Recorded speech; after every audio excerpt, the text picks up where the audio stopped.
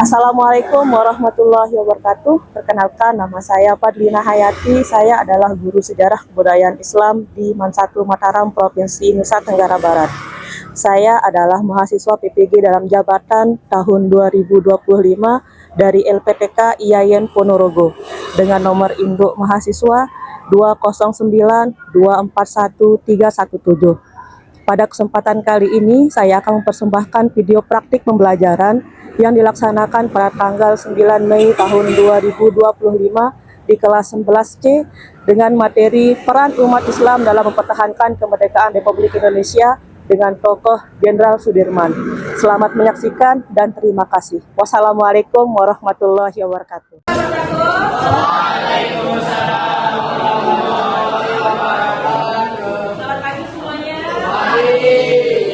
Bagaimana kabarnya? Alhamdulillah. Siapa yang dapat hari ini dalam semua?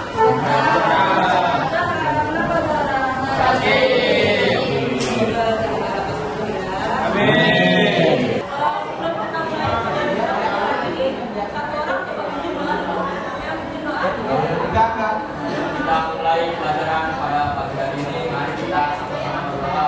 Doa mulai.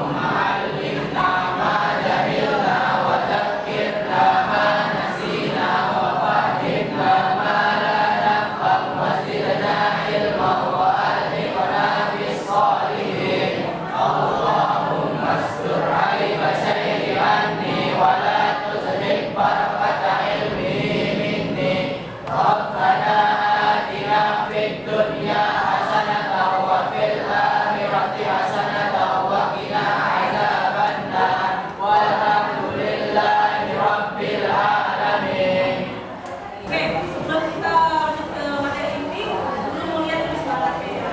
Oke. Pagi, siang, sore, pagi, malam. Oke, pokoknya kita tegak. Oke, kali ini kita akan mempelajari tentang tokoh Jenderal Sudirman. Ada yang tahu siapa yang Jenderal Sudirman? Pahlawan nasional. Oke, pada hari ini kita akan kupas tuntas ya terkait dengan Jenderal Sudirman. dan apa tujuan pembelajaran kita pada hari ini. Yang pertama kita adalah anak dapat mengetahui biografi Jenderal Sudirman, kemudian memahami perjuangan Jenderal Sudirman dalam mempertahankan kemerdekaan Republik Indonesia, kemudian berani nilai-nilai kepemimpinan dan keislaman dari Jenderal Sudirman. Biografi singkat dari Jenderal Sudirman, nama lengkapnya adalah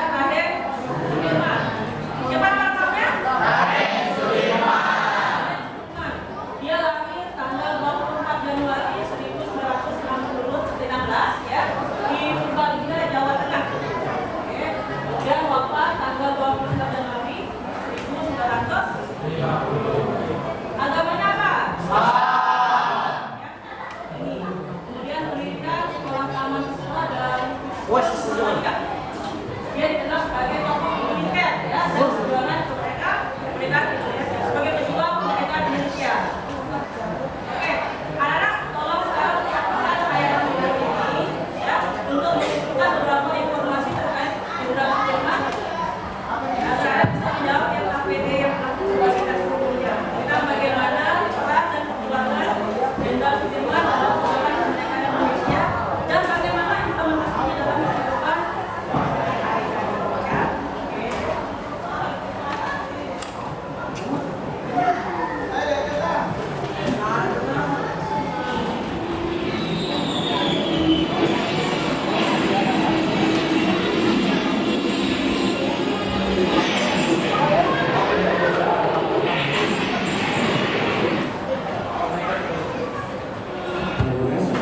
semoga kalian semua sehat selalu dan tetap semangat menjalani aktivitas.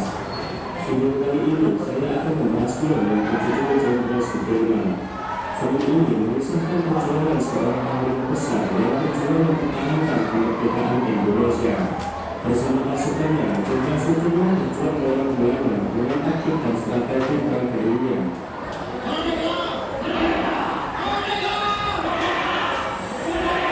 Karena pengalaman langsung saja kita beralih ceritanya.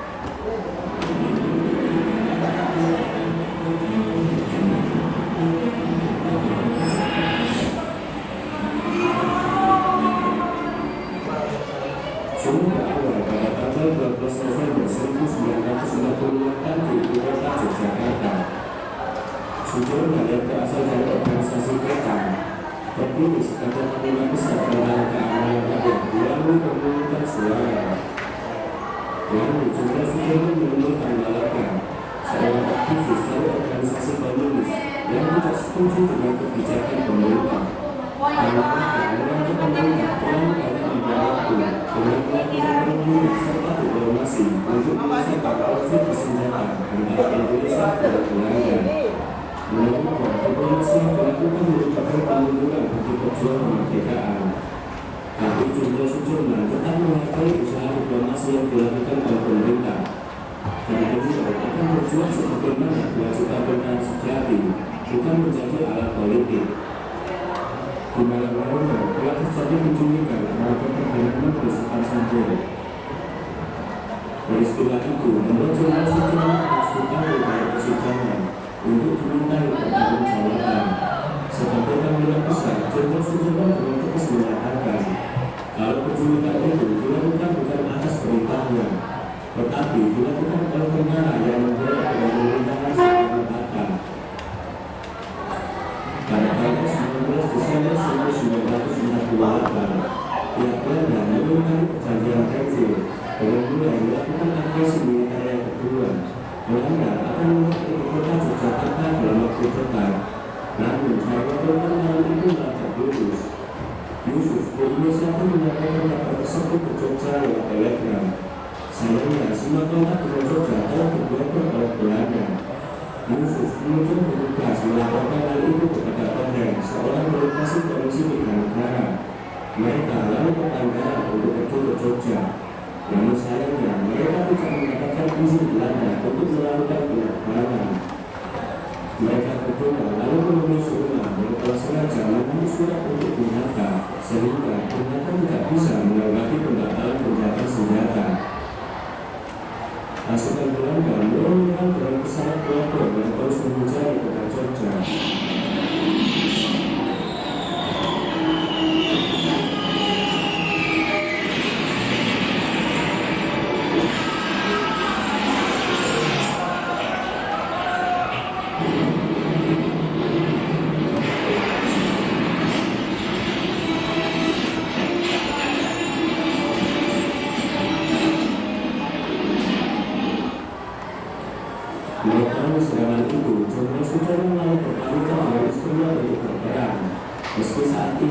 kondisi kesehatannya sedang tidak baik. Jenderal Sudirman tetap memaksakan diri untuk bertemu dengan Presiden. Setelah sidang akhirnya, Gubernur menyampaikan kepada Jenderal Sudirman, jika jujur menjatuh, maka kekuasaan akan diberikan kepada pemerintah Hindia di Sumatera sebagai pemerintahan darurat.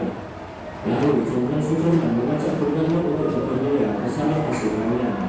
Karena Jenderal Sudirman sangat khawatir dengan keselamatan Bung Karno dan Bung Hatta. Namun Bung Karno menolak dengan alasan bahwa ia harus tetap tinggal di sana untuk berunding sekaligus melindungi rakyat Indonesia. Kalau saya keluar dari sini, kemungkinan Belanda akan menembak kepala saya. Tetapi Dimas tidak usah khawatir. Orang Indonesia suka tidak takut. Jenderal Sudirman menghargai keputusan itu, kemudian beliau meminta izin untuk pergi. Bersama pasukannya, Jenderal Sudirman bersiap melakukan perlawanan terhadap Belanda. Seorang pemuda bernama Kasali melihat pasukan Jenderal akan pergi ke arah selatan untuk berpergian. Tak lama, Jenderal Sudirman mendapat kabar bahwa Presiden telah ditahan oleh Belanda. Hampir semua orang yang menjadi tokoh penting dalam pemerintahan juga ditangkap oleh pasukan Belanda. Tapi sekarang hanya satu yang masih belum tertangkap, yaitu Jenderal Sudirman. Jenderal Sudirman menyuruh pasukannya untuk segera menangkap Jenderal Sudirman. Saat ini situasi Indonesia sangat darurat karena Jawa dan Sumatera sudah dikuasai oleh Belanda. Sementara itu, Jenderal Sudirman yang tak mau tinggal diam, mereka semua mulai bergerak di hutan untuk berpergian. Jenderal Sudirman dibuatkan tangguh oleh pasukannya karena beliau sedang menderita penyakit paru-paru.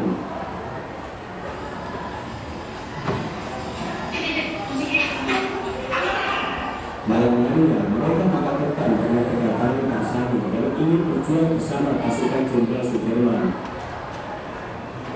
Keesokan harinya, saat mereka sedang beristirahat dan tiba-tiba berduri yang sudah tidak aman lagi. Malam harinya, pasukan Jenderal Sudirman kembali melakukan perjalanan. Tak lama, pasukan Belanda menghancurkan kota Kediri dengan serangan udara, supaya Jenderal Sudirman keluar dari tempat persembunyiannya. Sedangkan Jenderal Sudirman terlihat kesal dengan pasukannya karena belum berhasil menangkap Jenderal Sudirman. Untuk memberi harapan kepada rakyat Indonesia, Jenderal Sudirman mengumumkan lewat radio bahwa tentara Indonesia masih ada dan kuat untuk berjuang demi kemerdekaan Indonesia.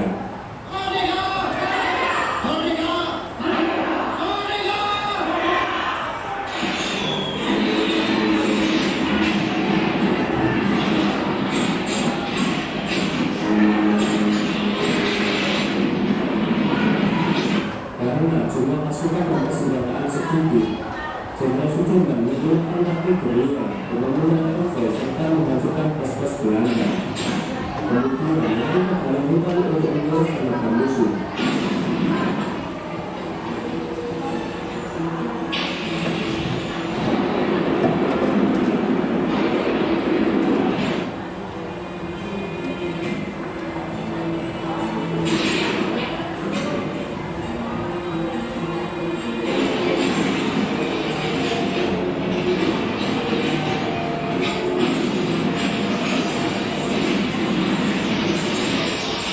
Jenderal Sudirman bersama pasukannya juga pernah berada di posisi terdesak. Tetap bertolak-ulang, beliau masih diberikan keselamatan. Ketika pasukan Jenderal Sudirman sedang beristirahat di salah satu rumah warga di Bukit Atas, tiba-tiba mereka mendapat kabar kalau Belanda sedang menuju ke arah mereka. Mengetahui itu, pasukan bergegas pergi dari sana. Tak lama, pasukan Belanda datang lalu mengumpulkan senjata untuk diinterogasi. Para warga nampak sangat ketakutan karena tidak ada yang mengaku salah satu warga dieksekusi oleh tentara Belanda. Pasukan Jenderal Sudirman menuju perbukitan untuk bersembunyi. Namun ketika sampai di sana, mereka baru menyadari kalau beras yang bertemu Jenderal Sudirman tertinggal di rumah warga di Bukit Atas. Lalu Mustafa dan Gusmo ditugaskan untuk menyambut kembali beras tersebut. Sedangkan Suparjo dan Kasali akan melanjutkan perjalanan Sudirman. Saat dalam perjalanan, mereka sempat bertemu dengan tentara Belanda. Beruntungnya mereka semua masih selamat. Lalu setelah melakukan pembakaran pasukan Belanda. Sementara itu, Belanda yang telah mengetahui tempat persembunyian Jenderal Sudirman, dengan cepat mereka bergerak naik ke bukit. Ketika sampai di sana, pasukan Belanda tidak menemukan Jenderal Sudirman yang telah pergi lebih dulu. Malam harinya, Kasali dan Sutarjo telah sampai di kampung Bukit Atas. Saat akan menyambut kabar, mereka mendapat kabar kalau ada warga yang terdampak mati oleh Belanda. Di tengah derasnya hujan, pasukan Jenderal Sudirman tetap melakukan perjalanan untuk mencari tempat aman. Melihat pasukan yang sudah kelelahan, Jenderal Sudirman mengizinkan prajuritnya untuk pulang kembali ke keluarganya. Namun semua pasukannya memutuskan untuk berjuang bersama-sama melawan Belanda. Pasukan Jenderal Sudirman lalu beristirahat di rumah warga. Namun saat ini mereka telah kehabisan persediaan makanan. Dan tiba-tiba keberadaan mereka diketahui oleh Belanda.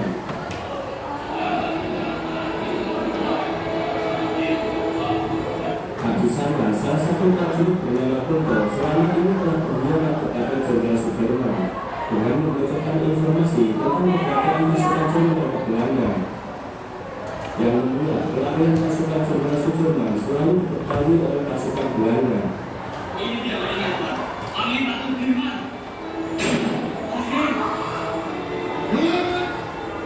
Beruntungnya, pasukan Belanda tidak percaya apa yang dikatakan Kunto. Besok harinya, pasukan Jenderal Sudirman kembali melanjutkan perjalanan.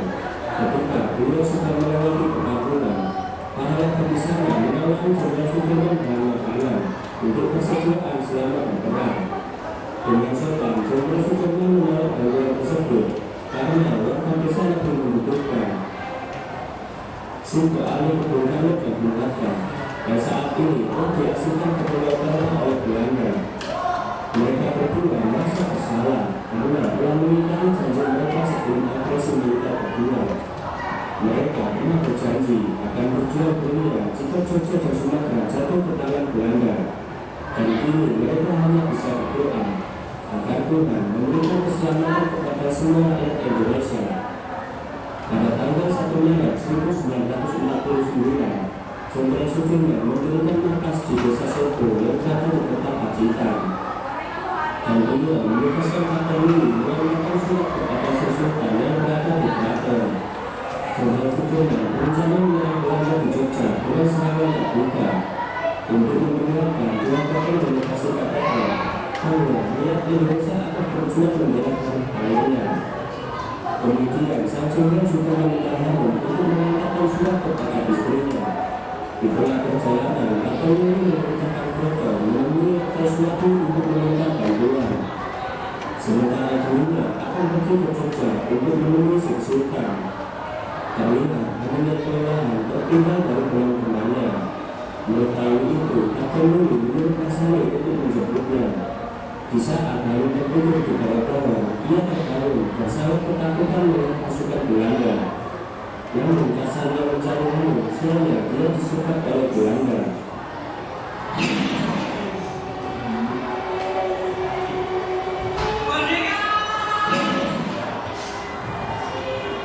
Mendengar suara tembakan itu, mereka berlari menuju sumber suara.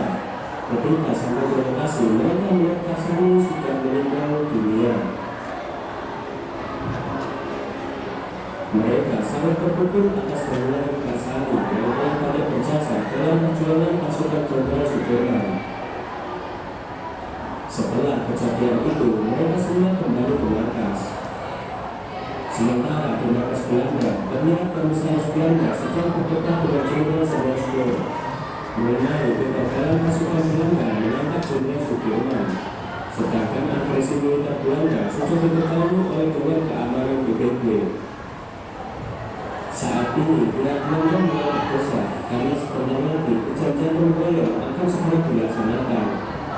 Bagian penting dari perjanjian tersebut yaitu Belanda harus mengembalikan pemerintahan Indonesia ke Yogyakarta.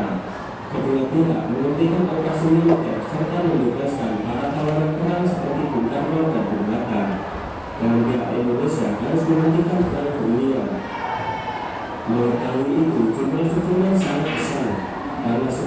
Belanda pernah menentang perjanjian Balfour. Beliau khawatir jika pejuang Indonesia memberikan perang, Belanda akan Oke anak semua, jadi tadi sudah tayangan tentang Jenderal Sudirman. Ya, bagaimana dia berjuang walaupun dalam keadaan sakit. Karena semangatnya yang membara, yang keberat hatinya, sehingga kita bisa merasakan kemerdekaan juga. Nah, berdasarkan informasi yang sudah dikumpulkan tadi, oke, coba sekarang diskusi kelompok untuk mempresentasikan hasil diskusinya. Oke, kita mulai dari kelompok ini ya. Ayo, saya kasihkan diskusi kelompoknya dulu.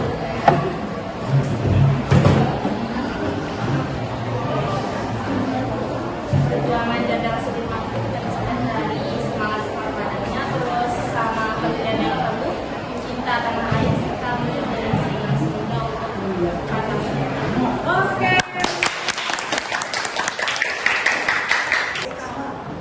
Ayo, jalan lagi. Ya, Bet. Pember dan bermain, ya.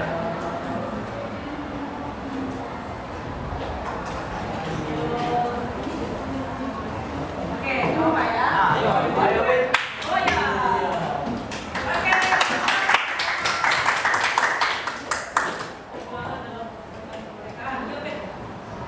Dalam dalam jam mimpi tuh dia nih orangnya tembuk pegang satu prinsip merdeka. Jadi gini ya, misalnya kalau dia bisa aja dia langsung nyerang Belanda, tapi dia tuh teguh merdeka.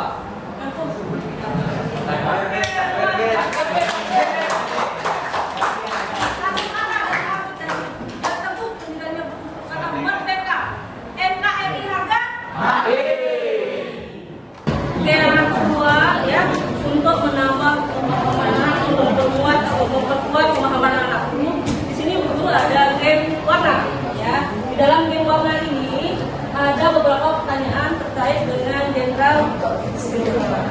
Siapa yang mau maju? Ayo. Oke, ayo Cantika. Jadi warna apa Cantika? Warna merah ya. Oke, kita lihat ada apa di balik warna merah. Oke, apa makna perjuangan Jenderal Sudirman bagi generasi muda Indonesia saat ini?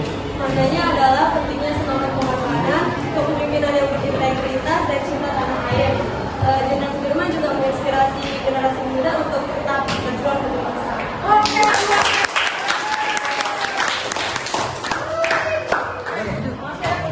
ada lagi? Siapa lagi yang mau maju? Oke. Warna apa? Warna putih. Oke, bagaimana strategi perang dunia yang dilakukan Jenderal Sudirman sehingga dia mampu memuncak kekuatan Belanda? Strategi perang gerilya Jenderal Sudirman itu berpindah-pindah tempat untuk membuat Belanda kesusahan kawasan baginya. Oke, benar ya. Jadi perang Jenderal bersembunyi. Ya, jadi ini Jenderal Sudirman yang bersembunyi. Strategi bersembunyi, sambil berpindah-pindah tempat. Sehingga orang-orang Belanda sekolahan dalam mencari Jenderal Sudirman. Oke, kesimpulan yang dapat kita ambil dari kisah Jenderal Sudirman pada pagi hari ini adalah sama-sama ya. Yang pertama apa? Ini yang semua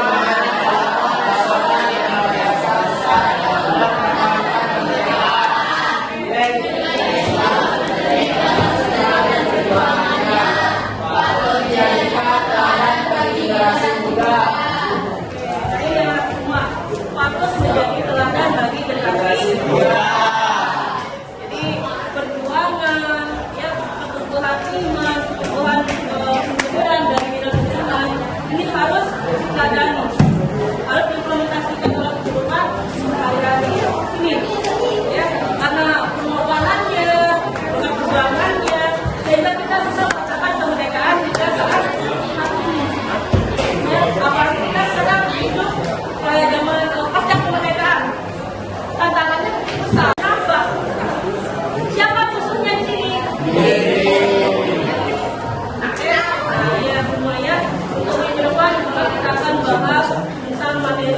punya hak. Oke. Dan kita kali ini dengan sama-sama melafazkan kafatul majlis.